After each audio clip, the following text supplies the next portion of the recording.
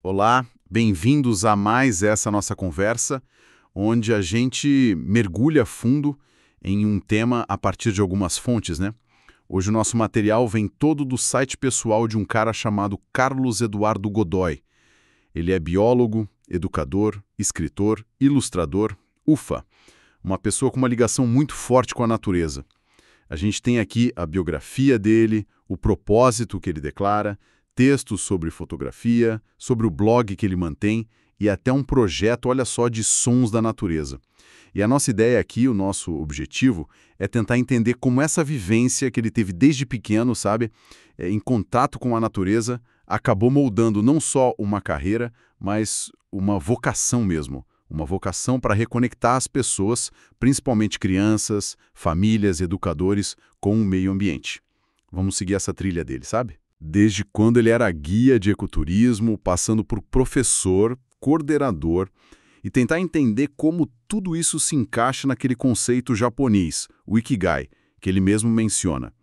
O que chama atenção logo de cara, para mim pelo menos, é essa combinação de papéis, né? O cientista, o biólogo, o educador formal dentro da escola e, ao mesmo tempo, o artista, o escritor, ilustrador, fotógrafo. Não parece só uma lista de profissões, sabe? Parece que tem uma conexão forte aí. Como será que essas diferentes formas de olhar a ciência, a pedagogia, a arte se juntam na prática dele? Bom, vamos tentar desvendar isso. Por onde a gente começa? Talvez pelas raízes. Isso, boa. A história dele, pelo que está no site, começa lá em Amparo, interior de São Paulo. A infância é descrita de um jeito bem bucólico, né? Explorando o sítio da família, procurando bichinhos, observando as plantas. Criança parece que foi o empurrão inicial para ele fazer ciências biológicas depois. Parece aquele caminho clássico, né? Aquela criança que já demonstrava interesse e seguiu essa vocação. Exato. Mas aí, depois da faculdade, o caminho dele não foi direto para, sei lá, um laboratório ou uma sala de aula tradicional. Ele passou, olha só, 12 anos trabalhando como guia de viagens de estudo do meio e ecoturismo. Imagina, levar crianças jovens de todas as idades para explorar o Brasil, para ter momentos de contemplação mesmo. Ele menciona que trabalhou com muitas escolas nesse período. A aula dele acontecia muito mais na trilha do que na sala, né? Com certeza. E esse período como guia parece ser, assim, fundamental na formação dele. Não foi só um trabalho, foi uma imersão total. Ele mesmo diz, né, pelo que está nos textos, que essas experiências ensinaram que o aprendizado não tem limites e que a curiosidade se acende de forma especial quando somos colocados em contato direto com o mundo ao nosso redor. Essa filosofia que nasceu ali na prática, no campo, parece que virou a espinha dorsal de tudo que ele fez depois na educação, né? Não é só sobre o conteúdo, mas sobre como e onde se aprende. A experiência direta é chave. Faz todo sentido. E essa bagagem toda, essa pedagogia do pé na terra, ele não deixou para trás quando entrou na educação formal, né? Ele se tornou professor de ciências da natureza e, mais tarde, coordenador pedagógico dessa área. E o legal é que, mesmo dentro da escola, ele continuou planejando e organizando as saídas de estudo do meio. Exatamente. Ele trouxe a trilha para perto da escola ou levou a escola para a trilha, né? Tentando manter essa conexão viva. É uma tentativa constante de integrar, né? E parece que essa abordagem deu resultado. Foi reconhecida. Ele foi finalista do Prêmio Educador Nota 10 em 2017. Sim, isso é um sinal importante. Mostra que essa mistura de rigor científico, com experiência prática, com paixão, tem um valor pedagógico reconhecido, né? A gente vê uma linha muito coerente na trajetória dele. A missão de conectar os alunos com a natureza, que começou lá atrás como guia, continua firme, seja na sala de aula, seja coordenando outros professores. Ele só adapta as ferramentas, mas o foco é o mesmo.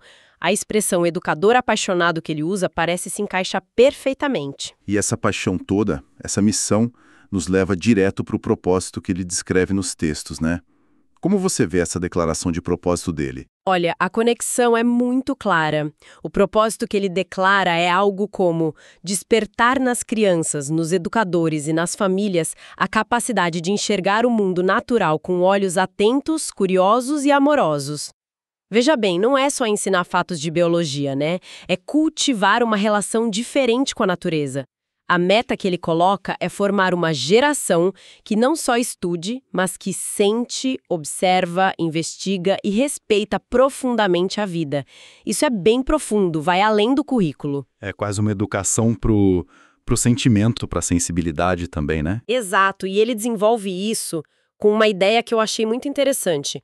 Uma alfabetização para o século XXI, que não é só de palavras e números, é ensinar a ler a natureza.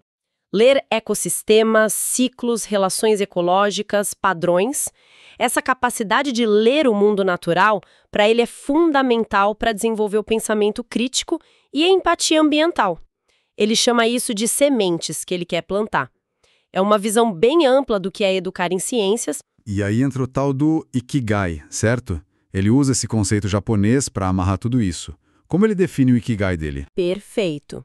Ele define o Ikigai dele assim, olha: integrar ciência, natureza, educação e sensibilidade para formar seres humanos inteiros, atentos, críticos, conectados e atuantes em favor da vida.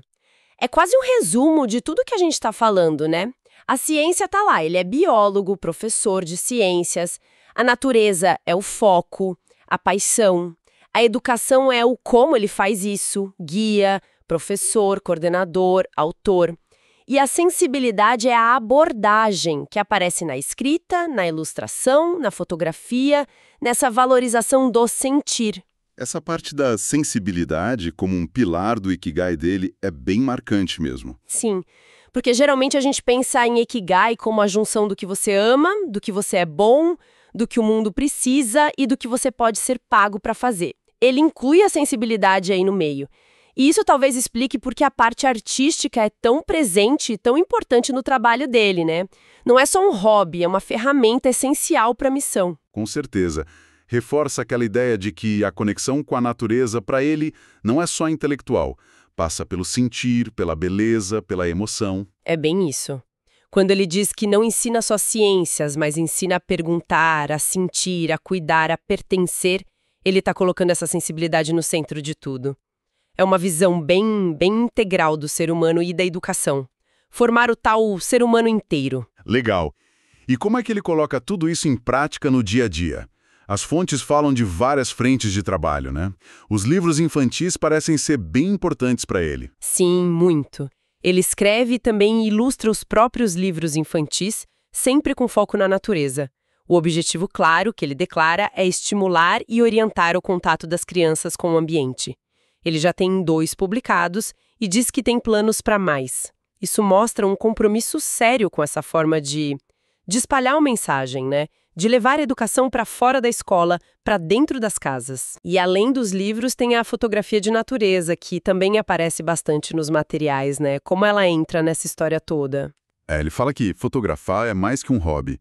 É um jeito de estar presente, de aprender, de relaxar, mas principalmente é matéria-prima para os outros projetos dele, para os livros, para os cursos, para as atividades. Tem uma frase dele que eu achei ótima: onde muitos enxergam apenas um jardim, minha lente revela uma floresta em miniatura. Captura bem essa ideia de usar foto para mostrar o detalhe, para treinar o olhar, né? As fotos dele, que segundo as fontes estão numa plataforma chamada Guru Shots, não são só bonitas, elas têm um potencial pedagógico ali. Exato. E ele conecta isso com o que ele chama de alfabetização ecológica e visual. Quer dizer, não é só achar bonito, é aprender a observar, a decodificar o que você está vendo, a valorizar a biodiversidade nos pequenos detalhes. A câmera vira quase uma extensão do trabalho educativo dele, sabe? As imagens podem ser um ponto de partida para investigar, para contar uma história, para despertar a curiosidade e o cuidado. A foto complementa o livro, complementa a trilha. Bem pensado. E tem também o blog pessoal dele. Pelo que entendi, é um espaço mais voltado para pais e educadores, né? Um lugar para trocar ideias e achar recursos. Isso. O blog funciona como esse canal de diálogo. O foco é sempre o mesmo: ajudar a reconectar as crianças com a natureza, usando livros e atividades como ponte. Ele defende a educação ao ar livre, cita a importância de livros sobre natureza como um convite para a aventura científica. Parece ser um espaço bem prático, mas também de reflexão. E o conteúdo vai além das dicas de atividade, né? Ele fala da importância de só parar e observar, contemplar, aquela coisa de sentar à margem de um riacho, escutando a água. Valoriza esse tempo mais quieto. Ele também toca num ponto sensível, que é a questão do tempo de tela versus o tempo na natureza. Comenta algo como, enquanto algumas crianças usam seu tempo com o celular, outras se divertem com a natureza. E até introduz temas mais complexos como crise climática, extinção, mas de um jeito acessível. Parece um esforço para nutrir não só o saber, mas a consciência e a sensibilidade ambiental desde cedo mesmo. E para fechar as ferramentas, tem uma última que eu achei bem criativa, o projeto Sons da Natureza, que são paisagens sonoras em plataformas de áudio. Qual será a ideia por trás disso? Essa é interessante. Pelo que está descrito, a ideia é oferecer uma conexão sensorial com a natureza para quem não pode estar lá fisicamente. Pode ser para relaxar, meditar, ou até para usar em sala de aula para criar um clima, estimular a imaginação. É um jeito de levar um pedacinho da natureza para a cidade, para o digital, para o dia a dia, usando outro sentido, a audição. Faz sentido. Olha, pensando em tudo isso junto, os livros ilustrados, as fotos que revelam detalhes, o blog com ideias e reflexões, os sons para ouvir, o que fica uma imagem de muita coerência, né? Totalmente. São várias frentes, usando linguagens e tecnologias diferentes, mas todas apontando para o mesmo centro. Aquele propósito de reacender a conexão humana com a natureza, principalmente nas crianças, e cultivar o respeito pela vida. Tudo alinhado com aquele Ikigai que ele definiu.